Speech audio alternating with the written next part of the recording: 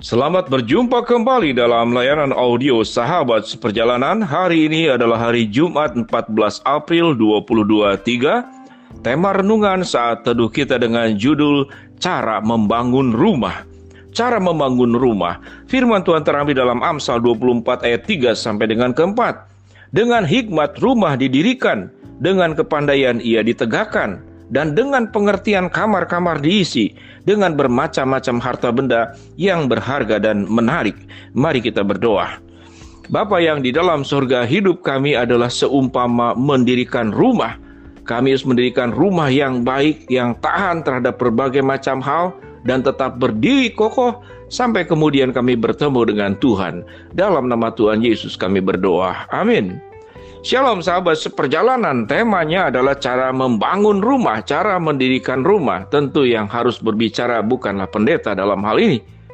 Maka yang harus berbicara adalah para arsitek, para insinyur sipil dan arsitek yang merancang semuanya itu. Mereka lah yang pandai dan mereka tahu. Di dalam dunia arsitek dan insinyur sipil ada hal-hal mendasar dan penting agar rumah itu bisa didirikan dengan baik. Secara awam, saya bisa menyebutkan beberapa hal bagaimana mendirikan rumah dengan baik. Yang pertama harus dibangun di atas fondasi yang kuat, yaitu fondasi yang keras. Fondasi yang terbuat dari batu yang kokoh dan kuat. Bahkan kalau dibangun di atas seluruhnya batu, maka kuatlah bangunan itu didirikan. Kemudian bangunan yang didirikan, rumah yang didirikan harus mengikuti hitung-hitungan daripada insinyur sipil. Beban yang diterima itu membutuhkan tiang-tiang penopang. Tidak ada rumah yang dibangun tanpa tiang penopang. Semakin berat bangunannya, semakin besar juga tiangnya dan kemampuan untuk menopang semuanya itu. Karena rumah itu akan rubuh karena akan berhadapan dengan gaya gravitasi bumi yang bisa meruntuhkan. Rumah itu harus mampu menopang untuk apa yang di atas, dan rumah pun juga harus mampu menghadapi berbagai macam badai angin yang bisa meruntuhkannya, sebagaimana catatan dalam perumpamaan tentang bangunan dan dasarnya di dalam firman Tuhan. Bagaimana kita cara membangun rumah? Bagaimana cara mendirikan rumah? Ini adalah bagian daripada ilustrasi kehidupan ini. Kehidupan kita adalah membangun rumah, sehingga keluarga disebut sebagai rumah tangga. Itu membangun rumah. Ada rumah bagaimana orang-orang yang sakit menjadi bisa sembuh, maka disebut dengan rumah sakit. Ada rumah penitipan, ada rumah pemulihan, ada rumah di mana tempat rekreasi, rumah untuk belajar. Rumah adalah gedung di mana orang belajar sesuatu, dibangun di dalamnya. Kehidupan kita pun demikian, bagaimana cara membangun rumah. Dalam bagian firman Tuhan dalam Injil Matius dan beberapa kitab yang lain, dikatakan orang yang membangun rumah di atas batu, yaitu orang yang mendengar firman dan melakukannya. Dia seperti membangun rumah di atas batu karang yang kokoh. Sementara mereka yang membangun tidak berdasarkan kebenaran firman Allah, maka dia sedang membangun rumah di atas pasir. Datang banjir, datang angin, rubuhlah dan hancurlah rumah tersebut. Kehidupan kita pun seperti demikian. Bagaimana kita bisa membangun rumah kehidupan, termasuk rumah tangga setiap sahabat seperjalanan dengan baik. Banyak rumah tangga yang hancur, banyak rumah kehidupan yang hancur karena kita tidak membangun dengan cara benar dan tepat.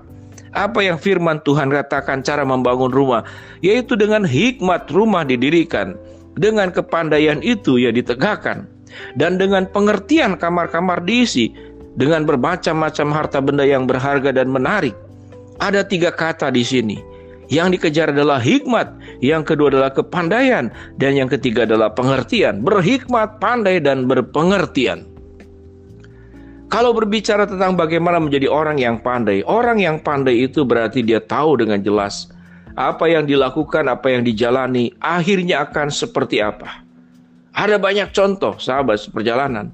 Seseorang kalau ingin ke tempat yang tinggi, mungkin dia petugas untuk memperbaiki tiang-tiang listrik, atau di negara-negara Eropa ada namanya tenaga listrik daripada angin. Ada kincir-kincir angin seperti di Belanda.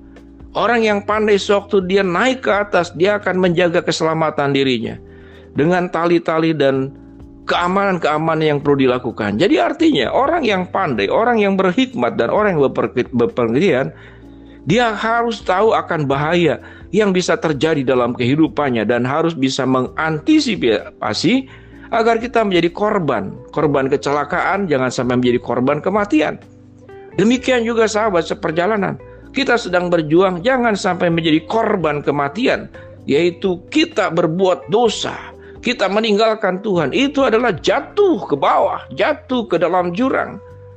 Dan kalau kita tidak mendengarkan firman Allah, kita tidak berhikmat, kita tidak menjadi orang-orang pandai di dalam kebenaran, kita akan menjadi orang-orang yang jatuh, tidak akan sanggup mendirikan rumah dengan baik. Yang terjadi adalah setiap rumah yang kita bangun akan hancur sedemikian rupa. Bagaimana menjadi pribadi yang membangun rumah kehidupan dengan baik? Maka dia perlu mempunyai karakter-karakter yang baik. Menjadi pribadi yang bisa dipercaya, menjadi pribadi pekerja keras, menjadi pribadi yang tahu menempatkan diri dengan baik, menjadi pribadi yang jauh daripada karakter-karakter sombong, karakter-karakter angkuh, karakter-karakter arogan, atau karakter merasa menghina diri. Saya bukan siapa-siapa, saya bukan apa-apa. Sesuatu yang membuat kita kemudian runtuh dalam kehidupan ini karena kita tidak memiliki hikmat yang berasal dari Allah.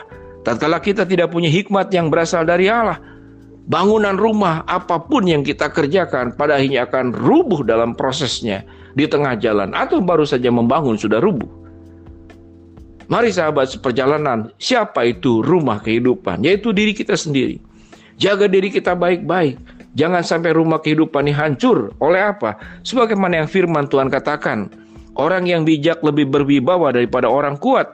Juga orang-orang yang berpengetahuan daripada orang-orang yang tegap kuat. Karena hanya dengan perencanaan kau dapat berperang. Dan kemenangan tergantung pada penasehat yang banyak. Hikmat terlalu tinggi bagi orang bodoh. Ia tidak membuka mulutnya di pintu gerbang. Ayat firman Tuhan yang luar biasa dari kitab Amsal pasal 24. Dari ayat ke ayat yang kita baca. Dan sahabat seperjalanan silakan membaca kitab Amsal 24. Membuka Alkitabmu. Engkau membaca dari ayat pertama sampai dengan ayat yang ke-34. Demikian luar biasa kata-kata hikmat yang berasal dari kitab Amsal.